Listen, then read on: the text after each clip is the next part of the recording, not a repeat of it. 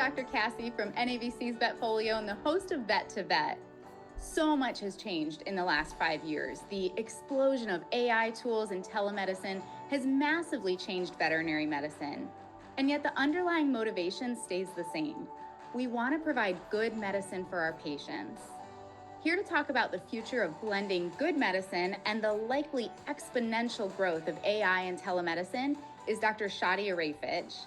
Dr. Arefij graduated from the Cornell University College of Veterinary Medicine in 2006.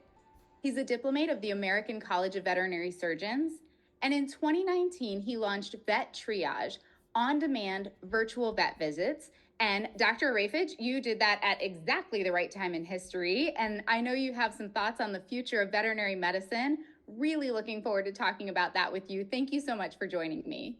Thank you for having me. It's great. Thank you. Yes. I'm so excited to hear your insight on some of this. And kind of starting with telehealth, this is a term that gets thrown around a lot, but I understand there's a lot of, sort of an umbrella when it comes to talking about telehealth and telemedicine. So can we start there with what exactly is telehealth? Absolutely. In fact, my first sign that someone who's trying to talk about this subject doesn't really know the whole thing is when they use telemedicine as the all-encompassing word that'll include everything. So right off the bat, I'm like, oh boy, okay. So we got to start from the basics, which is fine. We want to make sure we spread education and make folks less uncomfortable with this new modality. So telehealth is the overarching term. Telehealth means that you have a provider and a patient or a client, and they are communicating together over some sort of geographic distance. That's telehealth. So it includes anything underneath that are all subcategories of telehealth. So telehealth can then be broken down into telemedicine, telediagnostics, teletriage, teleadvice, teleconsulting. All these different teles are underneath the category, the umbrella, as you pointed out, of telehealth. So each one of those categories has their own definition. Telemedicine, for example, includes the creation of the veterinary client-patient relationship in order to have that modality be ethical and legal in that situation. Teletriage, do you have an emergency or not? We're triaging. Teleconsulting, usually between like a specialist and a pet owner or between veterinarians who are talking about a case. So they all have their own definitions.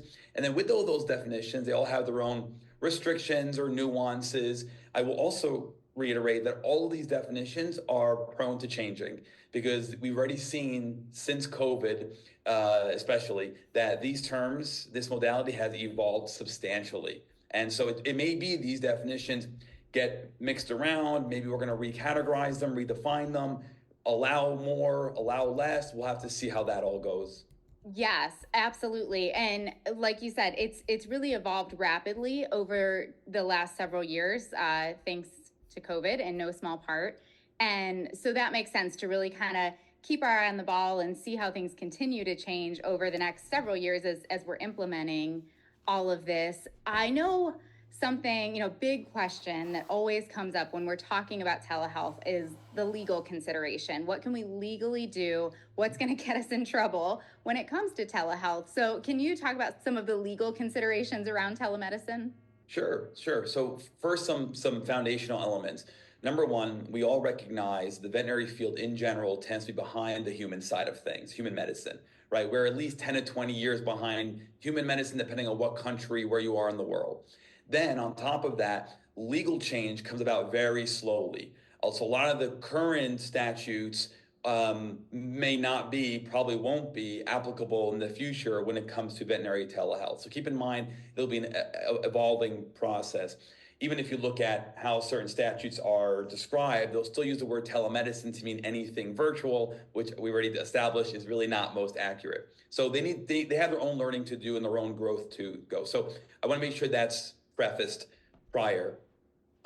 So in regards to legalities, it all centers around the VCPR, veterinary client-patient relationship, and that's defined as the physical interaction between doctor, client / pet or animal, and in person. And so that relationship is an agreement. It's an agreement on the doctor's side that they're going to provide the best possible care. They're going to be able to diagnose, prognose, treat, follow up, and be available if there's an emergency or have some sort of option for emergency coverage if that particular doctor is not available. The client is agreeing to follow doctor's instructions, pay their bills, be a compliant pet owner. And so that's the agreement that's established with VCPR.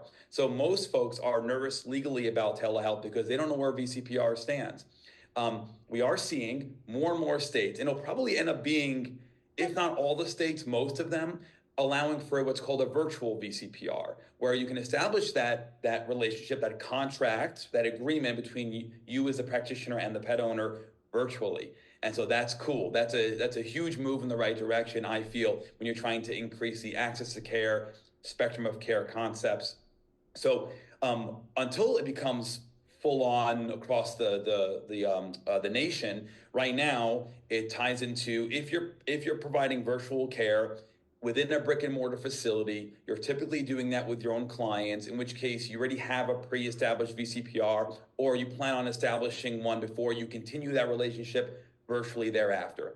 That relationship duration is dependent on location. Most states in the US will say around 12 months typically, but it can be longer, shorter, depending on what you're talking about, or what region you're talking about rather. But you're allowed to have that virtual VCPR once the in-person VCPR is established for X number of months or whatever it is.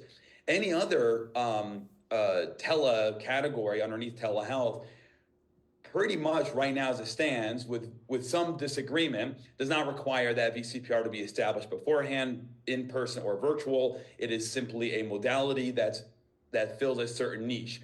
Teletriage, for example, we're triaging. Do you have an emergency or not? There's no VCPR required. That's pretty much well established. Some will disagree, but the majority of the profession agrees that that's been an established thing.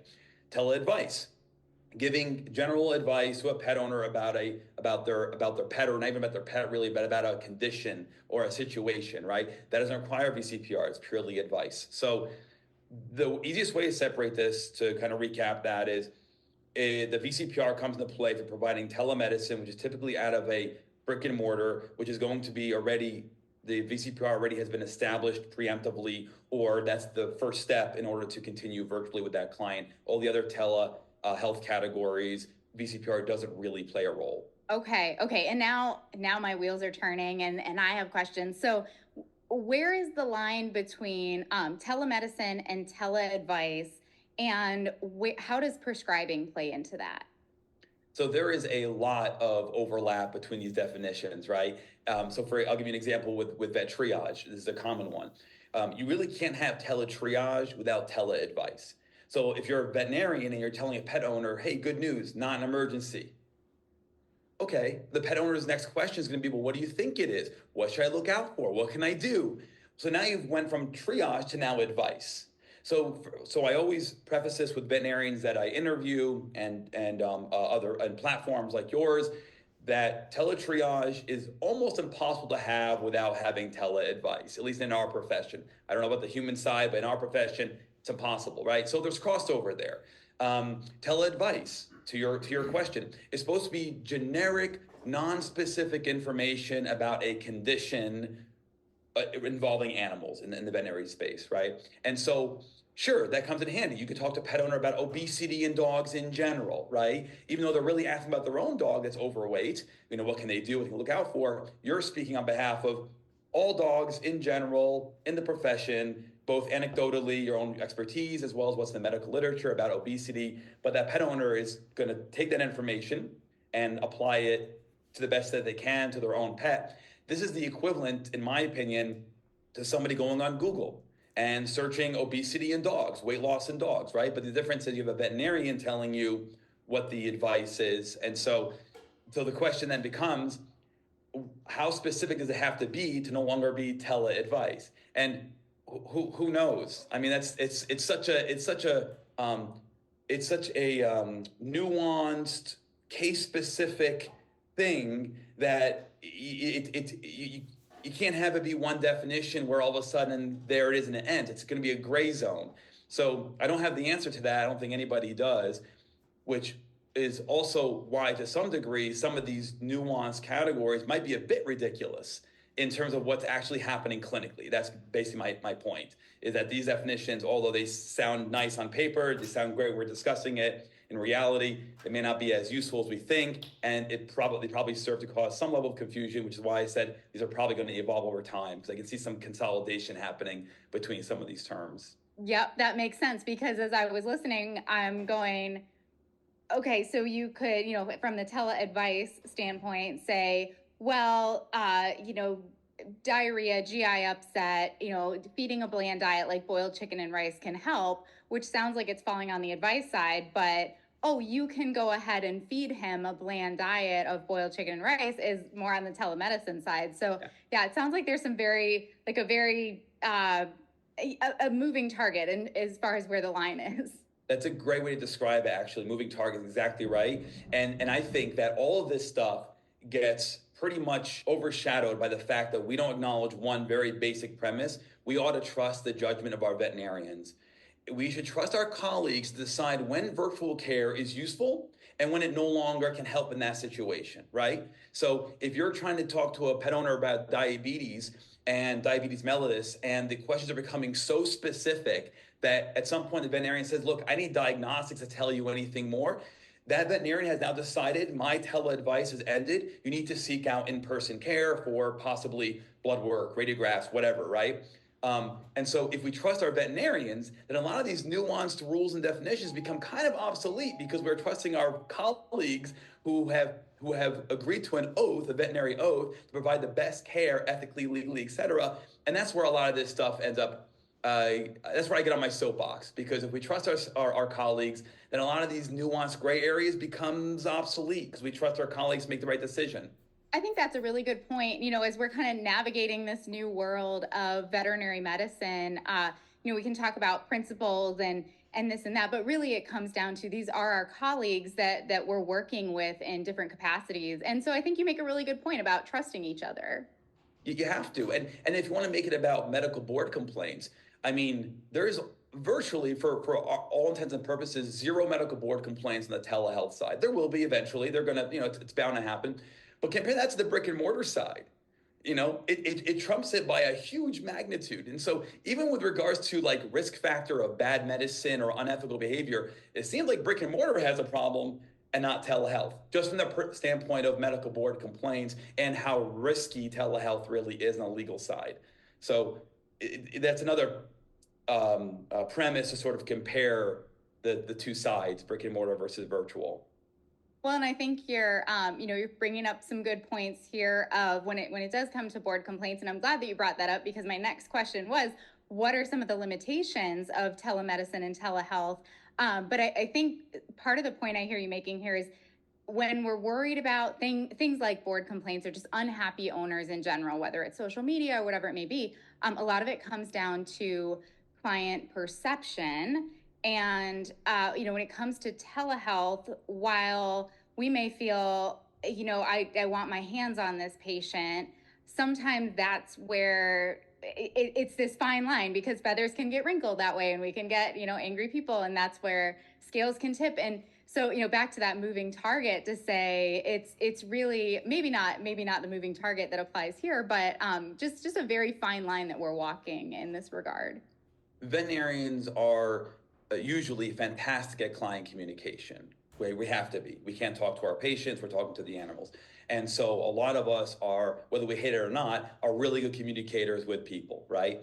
And so a lot of this staying out of trouble as a veterinarian involves adequate communication with the pet owner. They have to understand preemptively, and in some states they call these guardrails for virtual care. They have to understand before they sign up to talk to a veterinarian what the limitations are of that exact modality. And that's part of like a consent form of this, like on Vet Triage, we have a disclaimer that explains what we can and can't do.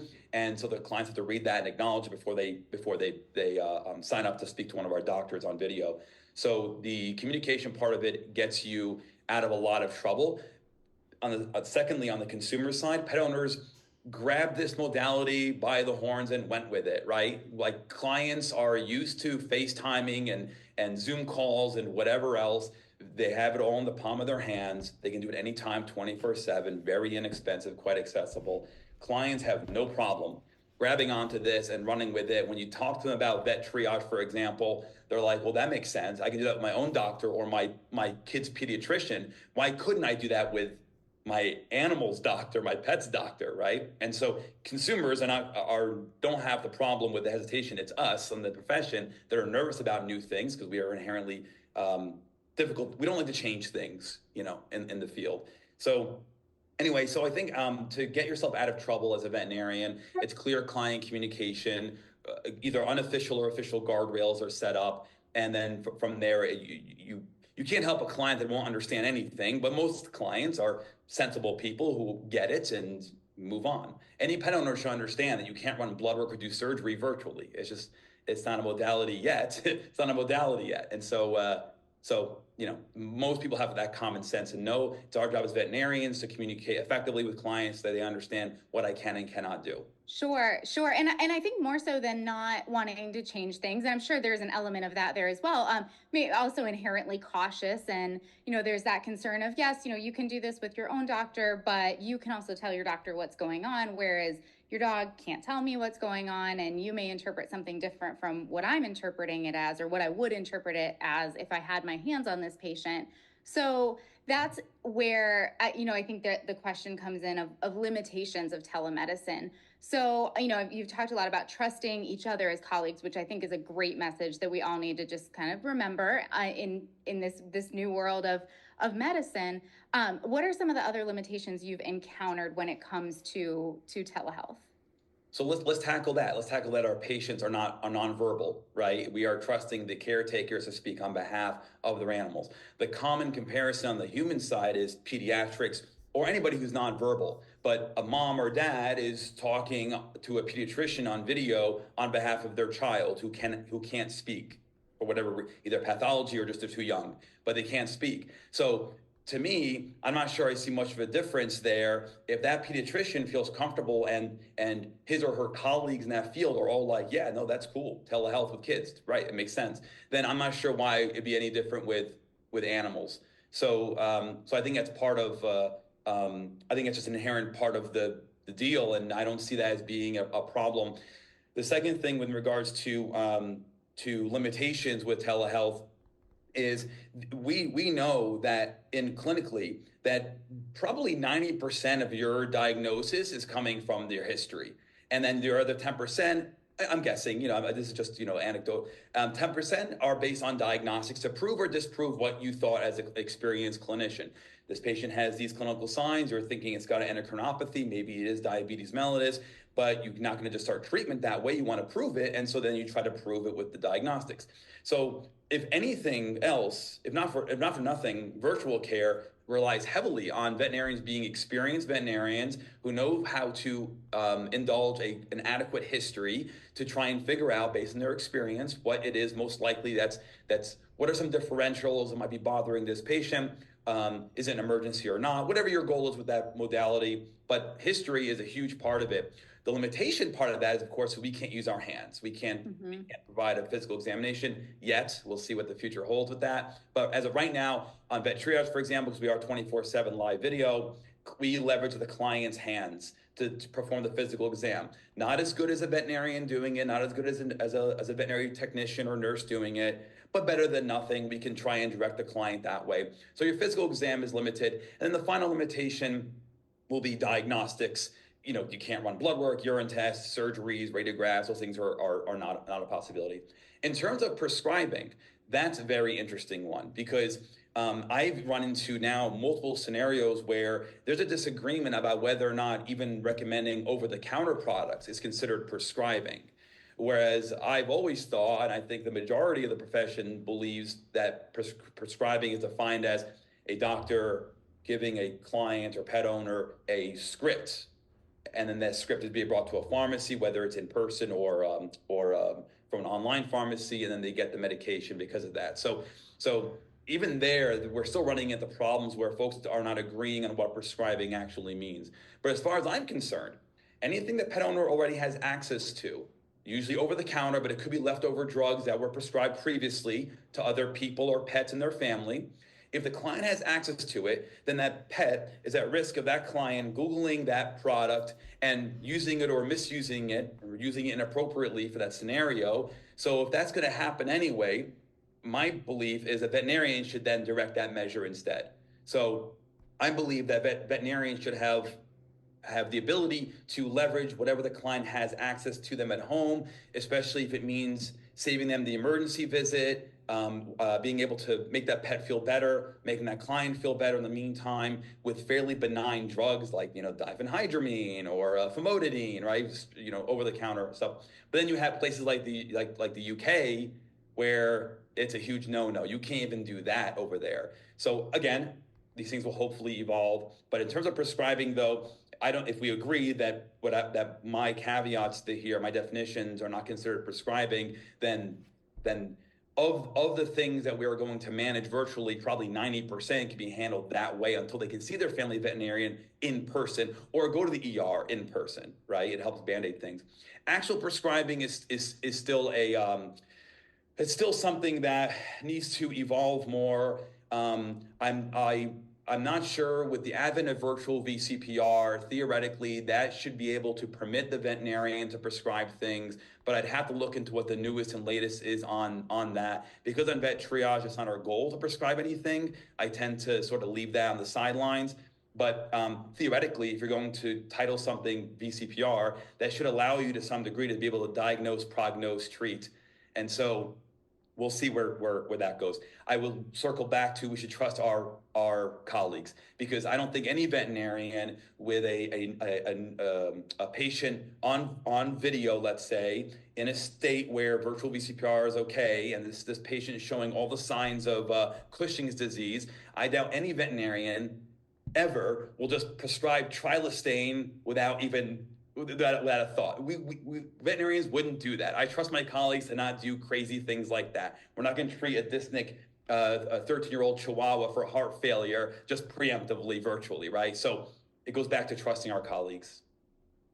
Sure, and I could see in some of these scenarios, it actually helping get pets into the clinic in some situations. So, to your example, a dyspneic 13-year-old Chihuahua, to say, well, you really need to take them in to see your veterinarian, your family veterinarian.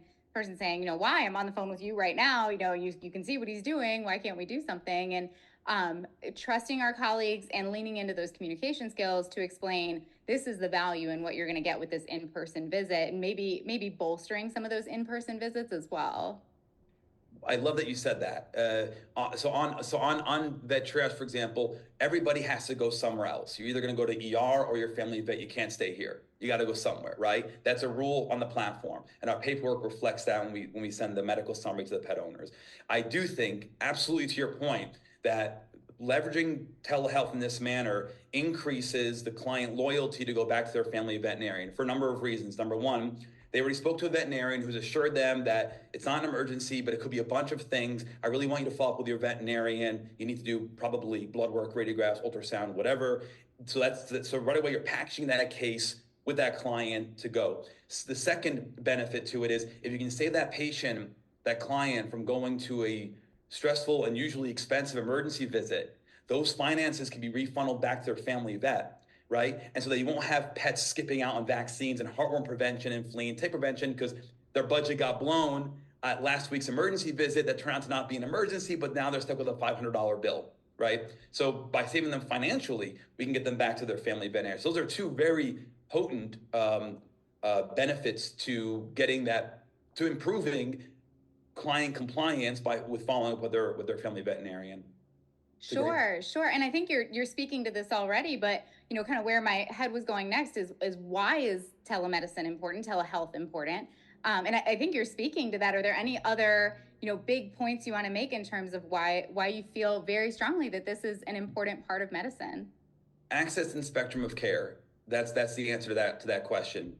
We have, any clinician has known, even before the pandemic and these phrases being popularized, that medicine has to be tailored to what the client is willing and able to do, right? With some exceptions. I mean, if you have a puppy with a gastrointestinal foreign body, I mean, unfortunately, it's either surgery or euthanasia. There's not much you can do. But most cases, there's a spectrum of care you can offer that pet owner and they can decide based on their own finances, their culture, their pet, all that stuff. They take all those factors and say, okay, doctor gave me 3 different plans here. I'm going to pick one and go with it. That's a spectrum of care aspect to it. What telehealth does is it adds to that spectrum of care by increasing access to care. If you're a client who doesn't have finances for an in-person visit, doesn't have a vehicle, you can't drive, you live in an island, there's no veterinarians, or you live really remotely where the next veterinarian is a plane ride or a ferry ride away, by providing virtual care, that pet owner now has access to a medical professional who can meet, yeah, sure, that professional can't do diagnostic surgery, et cetera, but hell, education is a very powerful, very valuable a benefit these pet owners get from the interaction with the veterinarian. It's huge. It's huge. Buys them peace of mind. They get real advice. They know what to do next. And then if we are allowed to prescribe, and it's a simple pyoderma, the skin, or a stress colitis, we can give you some medication, see how that does until we can get you to a veterinarian in person.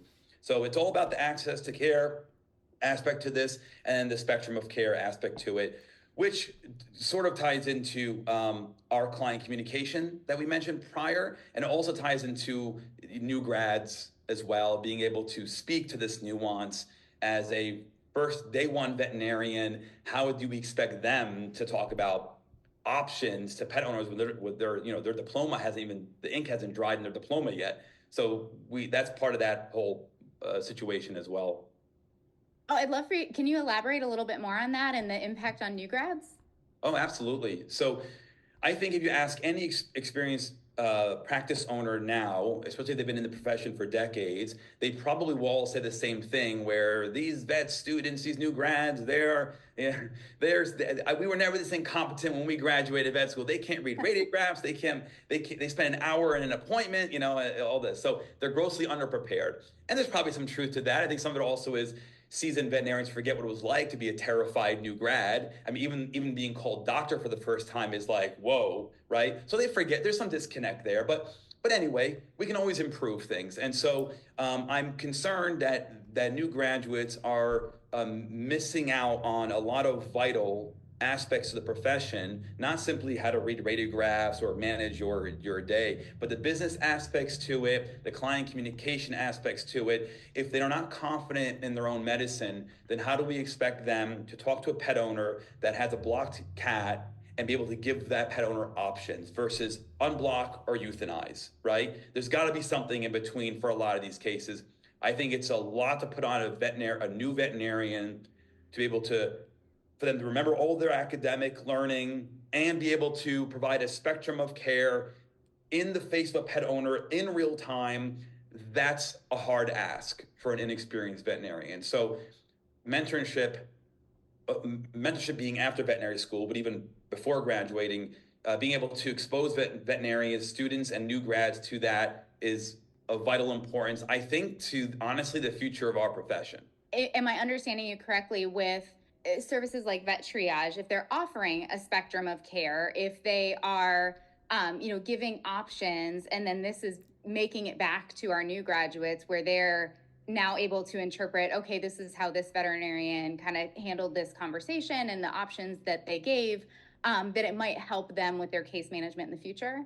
Oh, I think so. I think so. In fact, I'll compare it to a brick and mortar example. You collect radiographs. You're not sure how to interpret them for whatever reason. You submit them to a board certified radiologist. That doctor sends you back a report. I encourage all veterinarians to read that report, look back at the x-rays, and see what they're seeing, right? That means it's a great way, if you consider that board certified radiologist report being the answer. It may not be, there might be errors, but still we consider it the answer. Then let's take that and let's learn how to look at that x-ray so next time you can diagnose hip dysplasia or bronchopneumonia. So absolutely, at 100%.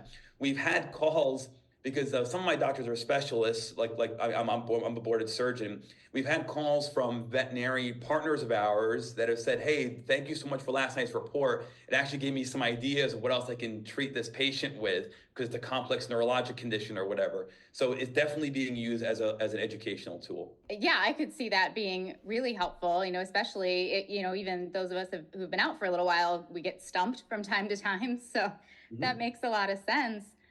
I want to spend a minute too talking about sustainability and words that we're hearing more and more like retention in veterinary medicine and how telehealth plays into sustainability and retention by maybe taking some of the pressure off of brick and mortars and these in-person visits. For example, you mentioned in these remote areas where maybe there's a lot of on-call hours, maybe providing a little bit of a relief valve there, or even just even if you do have emergency facilities close by, like you said, that's not cheap, and sometimes it can be tough if a client just doesn't know if it's an emergency and they're having to go in just to be on the safe side. So I'd love to hear your thoughts on the influence of telehealth on sustainability in the profession. Absolutely. Thank you. So I'll start off by saying that we all know by now, most of us believe that we have a culture problem in the veterinary field. Our veterinarians are retiring early, leaving the profession for other professions. They're stifled by debt. They have compassion fatigue, burnout, high turnover rates, suicidal ideations, and these are the same barriers or concerns that nurses are experiencing on the human medical side. It's the same thing. And so we have a major problem. So if you start with that foundation, so we need to figure out a solution for that. And one of the avenues that telehealth plays a massive role, and again, I hate to keep talking about vet triage, it's just we're the only ones that operate this way. So I don't want to sound too salesy. So with vet triage, for example, you asked about after hours on call. If they can eliminate the answering service or whatever their current system is for after hours on call, and instead have vet triage all of their incoming calls, and in our case videos, that cuts down that practitioner's on call on a weekly basis by about 90%. It's a massive, massive benefit. So now when you're on call, you don't dread it as much, right? When you do get woken up, you know it's for a true emergency that a veterinarian has triage. And finally, it helps with hiring new vets. New grads don't want to be on call. No veterinarian does. But old school vets believe it's part of the deal. I have to be on call as a veterinarian. New grads are like, are you insane? I want to have work-life balance. I want to start a family. I only want to work 3.5 days a week. What are you talking about?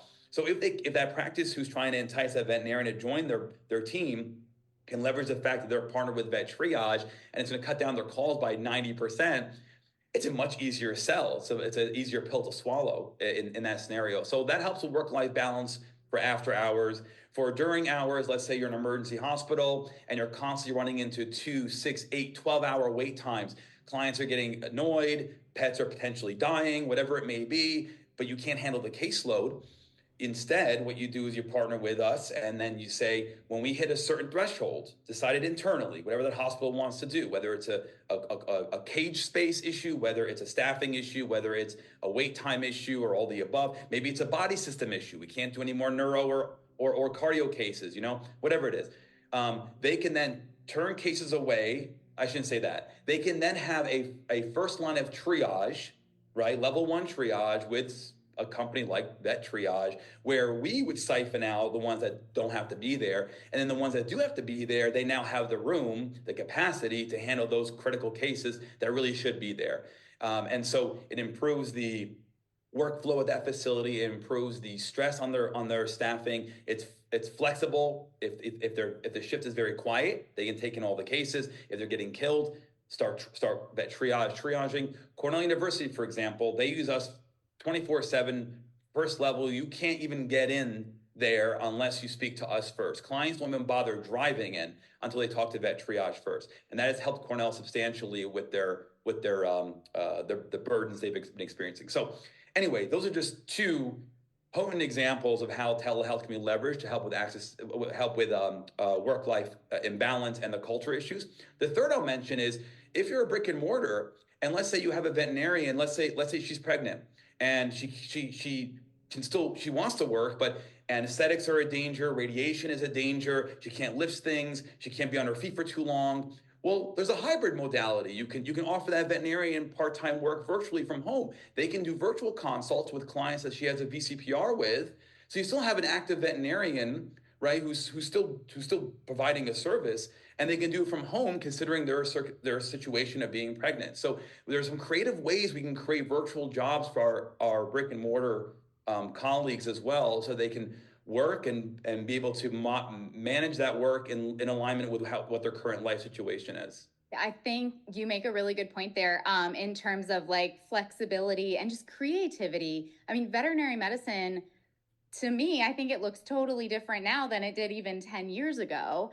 And so we now have these opportunities to really get creative and say, what else can we do in this profession? It doesn't have to look like, veterinary medicine is you graduate and you do this and this and this, and it looks the same for everyone. We can really, lean into some of these solutions.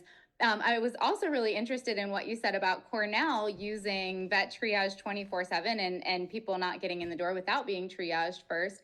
I'm very, very lucky to be in an area with multiple emergency clinics, urgent care clinics, multiple specialists.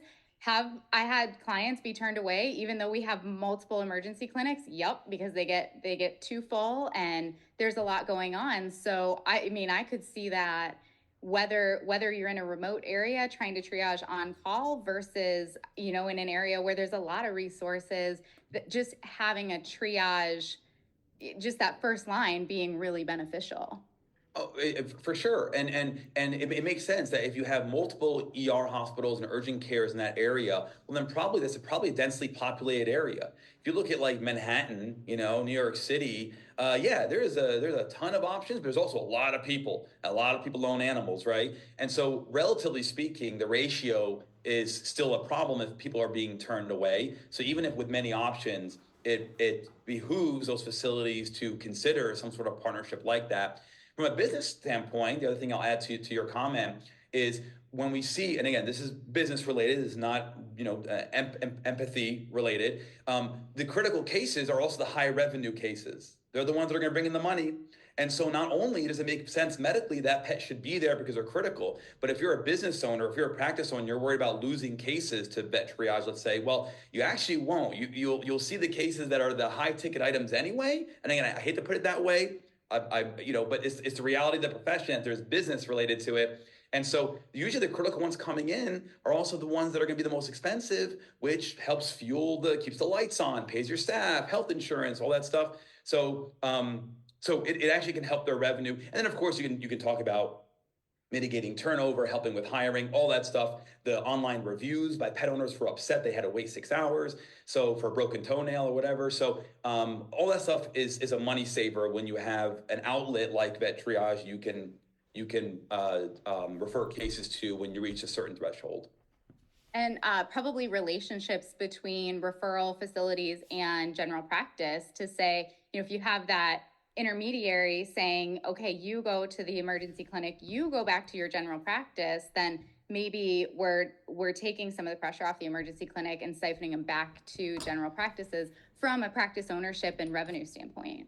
100%. Thank you for saying that. So the relationship between general practitioners and an emergency hospital gets strenuous when the GP opens up on Monday morning and finds out their client went to ER for a broken toenail or whatever and spent all this money and all this stuff, and they thought, why wouldn't you send that case back to me? It's an ear infection. It's stress colitis.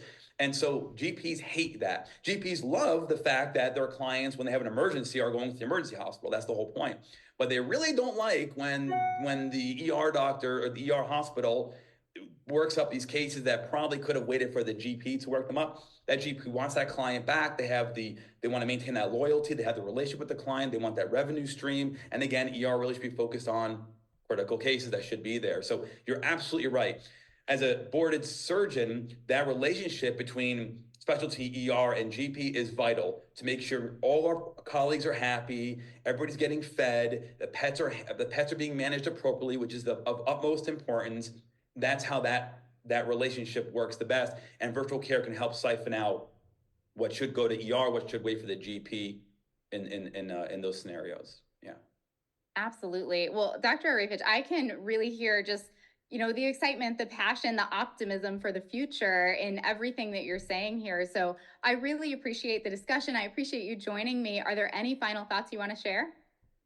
I do think that in line with the mentoring aspect that we were talking about before, we have Vet Triage Pro now. And so Vet Triage Pro is where a clinician, doesn't matter what level of experience, but most of the ones that have been utilizing it have are inexperienced, they can run a case by a veterinarian on live video, and that veterinarian is going to be a seasoned doctor. Not the same thing as talking to a specialist per se, right? If you want to talk to a specialist, you have to talk to a specialist. But if you're a new grad and you have a lame dog and you collected some radiographs and you don't really know what to do with this case and you're kind of confused, or you have some crazy metabolic derangements on a possible Cushing's animal, I don't know how to read these. Are these lab errors? Is this real?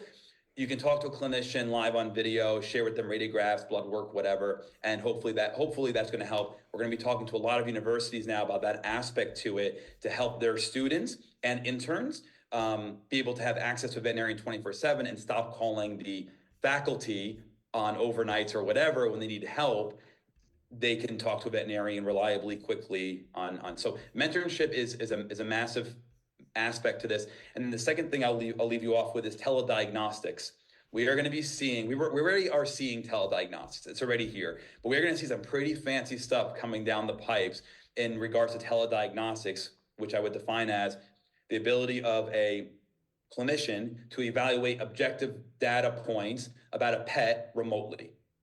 So whether that's in the hospital or in a home setting, the veterinarian can look at those data points about that pet and decide when something is of concern, or the pet owner can look at data points and the machine alerts them that this is an abnormal value. That then tells that client, I should talk to a veterinarian. And so telediagnostics they're already here, but since it's still under recognized, that's going to be a huge future part of virtual care. I'm glad that you brought that up, because I kept hearing you say these things throughout our conversation. I went, what does he know? You're saying we can't do blood work and x-rays if we're not with the patient. We can't do an exam. We can't use our hands if we're not with the patient yet. And I'm like, what is going to happen in the future? I'm picturing like Star Trek, and we're like beaming to the patient's house and doing our exam and then beaming back to the clinic. There are some companies out there, they're small and they're trying to spread around, that offer veterinary nurses, technicians usually, to go to a pet owner's house and collect samples that were recommended by a veterinarian. So imagine a scenario where you have a virtual veterinarian who talks to a pet owner, might be diabetic, might be Cushing's, might be whatever, liver, kidney, etc. I recommend blood work and urine, and that pet owner does not have the ability for whatever reason to go to brick and mortar. Maybe we can send out a vet tech to draw blood, collect urine at home, submit the diagnostics, and then have them follow up with the veterinarian thereafter. That's a very simple way of a virtual doctor performing blood work, urine, etc. We all are familiar with, for humans, laboratories where you go and they draw your blood, or you go there just for the x-rays, or you go there just for the MRI or the CAT scan. They've been doing that on the human side. That may be a future where that happens. The second point is accessing augmented reality and virtual reality to try and help with not only training veterinarians, but potentially even things like physical exam or assistance during surgeries. That's going to be an up and coming thing. It's already been talked about.